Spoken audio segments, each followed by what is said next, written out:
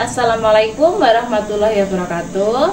Saya dengan Siti Nur Asyah dengan NIM 858858569 dan rekan saya Febilia Saputri dengan nomor NIM 858858609. Di sini kita akan melakukan pengamatan terkait struktur dan fungsi telinga.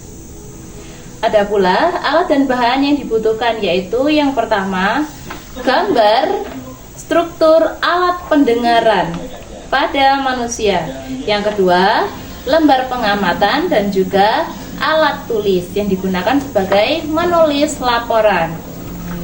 Di sini kami memiliki gambar struktur pendengaran manusia yang nantinya akan diberi nama dan menjelaskan fungsi dari bagian-bagian telinga. Dimulai dari telinga bagian luar, telinga bagian tengah, dan telinga bagian dalam.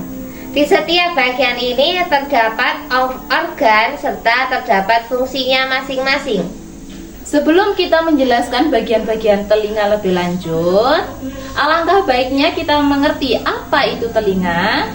Telinga yaitu bagian tubuh yang berperan dalam proses pendengaran, dimulai dari gelombang suara yang ditangkap oleh daun telinga.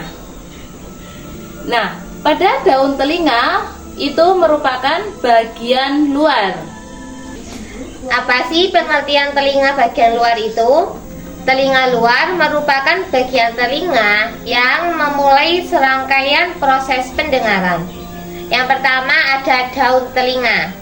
Daun telinga berfungsi untuk menangkap gelombang suara dari lingkungan sekitar kita.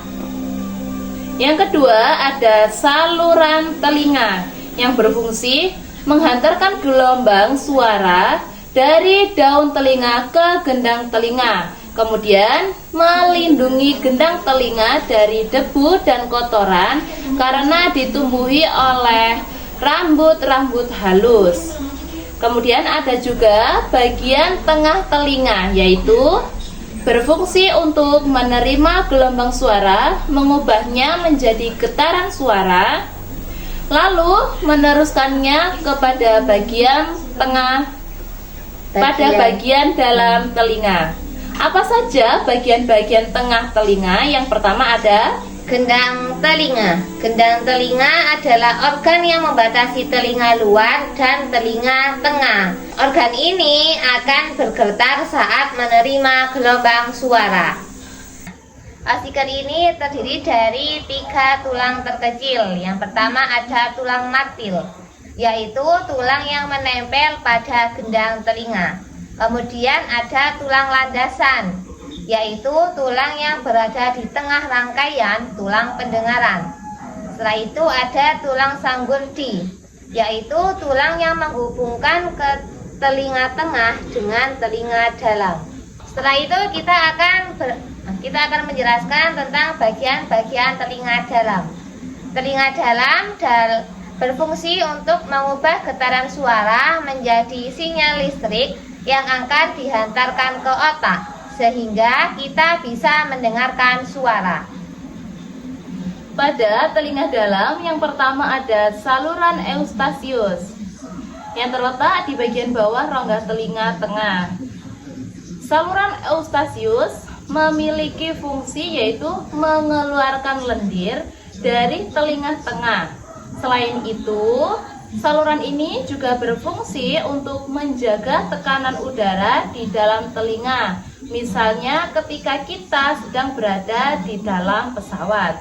Setelah saluran Eustasius, ada pula koklea atau yang biasa kita sebut dengan rumah siput, di mana yang berfungsi untuk mengubah getaran suara menjadi sinyal listrik yang diteruskan ke saraf, yaitu otak. Kemudian ada saraf vestibular yang berfungsi untuk mengatur keseimbangan dan gerak lurus tubuh, seperti gerak maju, mundur, naik, dan juga turun.